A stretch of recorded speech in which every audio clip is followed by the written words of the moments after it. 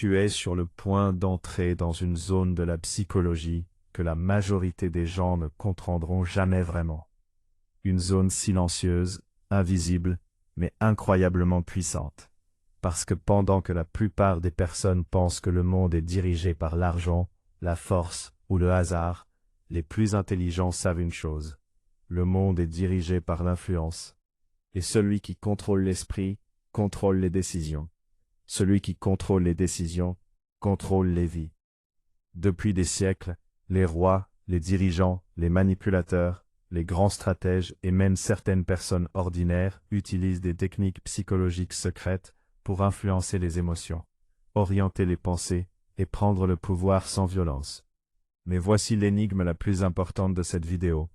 Si l'esprit humain est libre, pourquoi autant de personnes vivent-elles comme des prisonniers invisibles? Prisonniers de leur peur, prisonniers du regard des autres, prisonniers de la manipulation émotionnelle, prisonniers d'idées qu'ils n'ont même jamais choisies eux-mêmes. Réfléchis à cela. Un homme peut être enfermé dans une cellule et rester libre dans son esprit, tandis qu'un autre peut marcher librement dans la rue, tout en étant complètement contrôlé mentalement. Voilà la puissance de la psychologie noire. Et aujourd'hui, tu vas découvrir les techniques secrètes que beaucoup utilisent déjà contre toi, sans que tu le remarques. Comme disait Niccolò Machiavel, les hommes oublient plus facilement la mort de leur père que la perte de leur patrimoine. Derrière cette phrase se cache une vérité terrifiante. L'être humain est émotionnellement manipulable. Très manipulable. Première technique, le silence stratégique. Les gens faibles ont peur du silence. Les gens puissants l'utilisent comme une arme. Observe un interrogatoire. Observe une négociation. Observe même certaines personnes charismatiques. Elles savent se taire au bon moment. Pourquoi? Parce que le silence crée un vide psychologique. Et l'esprit humain déteste le vide. Alors la personne en face commence à parler davantage, à se justifier, à révéler ses émotions. Proverbe japonais. Le silence est une fleur qui ne pousse pas dans tous les jardins. Les gens intelligents savent que celui qui parle trop donne souvent son pouvoir à celui qui écoute. Deuxième technique, le miroir psychologique. Cette technique est utilisée par les manipulateurs sociaux, les vendeurs experts et même certains leaders. Ils copient discrètement les gestes, le rythme de parole ou les émotions de leur cible. Pourquoi cela fonctionne-t-il? Parce que le cerveau humain fait naturellement confiance à ce qui lui ressemble. Énigme. Pourquoi te sens-tu parfois immédiatement à l'aise avec une personne que tu viens à peine de rencontrer? Peut-être parce qu'elle a inconsciemment créé une illusion de familiarité. Les grands manipulateurs savent que les humains aiment voir leur propre reflet dans les autres. Troisième technique. La rareté émotionnelle. Ce qui est facilement accessible perd de sa valeur. Ce qui devient rare devient précieux. Voilà pourquoi certaines personnes répondent tardivement, deviennent imprévisibles ou créent une distance émotionnelle. Elles comprennent une règle psychologique fondamentale. Le cerveau humain désire davantage ce qu'il risque de perdre. Comme disait Arthur Schopenhauer, l'homme prend les limites de son propre champ de vision pour les limites du monde. Beaucoup de gens confondent amour et manque émotionnel.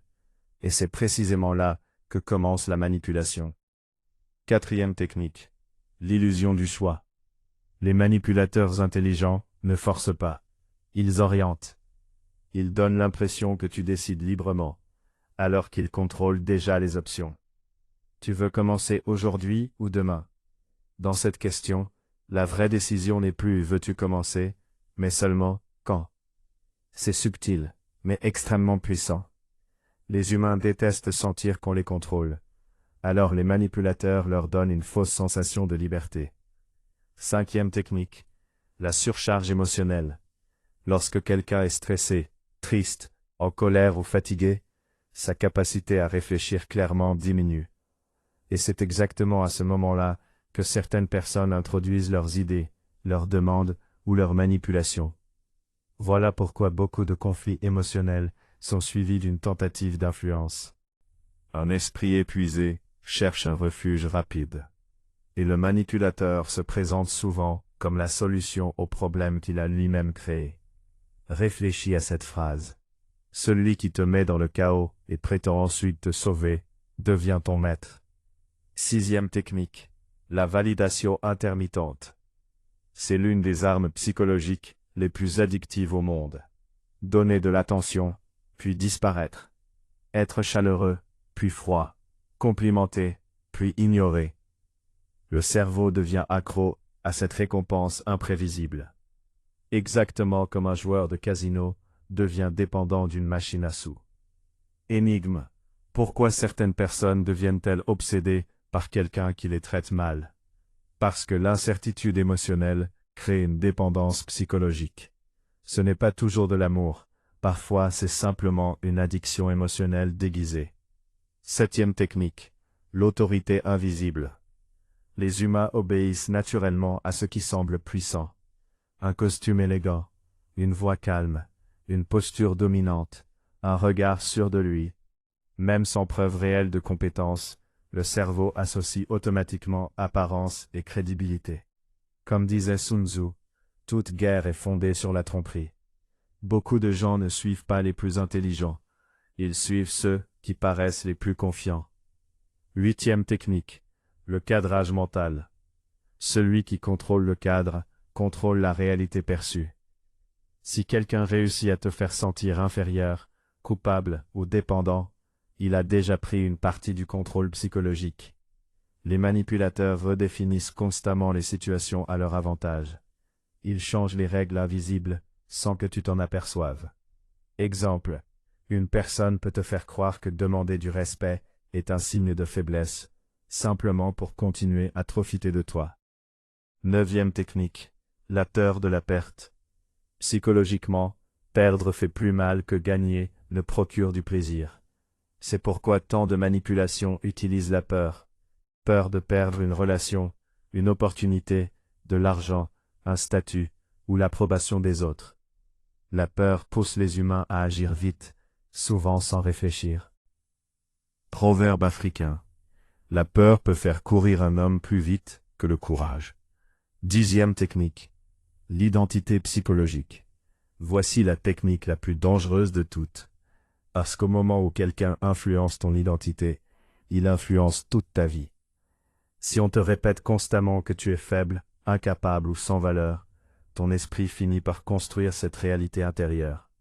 Mais écoute bien ceci. Les mots deviennent souvent les murs invisibles de notre esprit. Les personnes puissantes protègent donc leur mental comme un royaume sacré. Énigme finale. Qui est le plus dangereux? Celui qui contrôle les autres?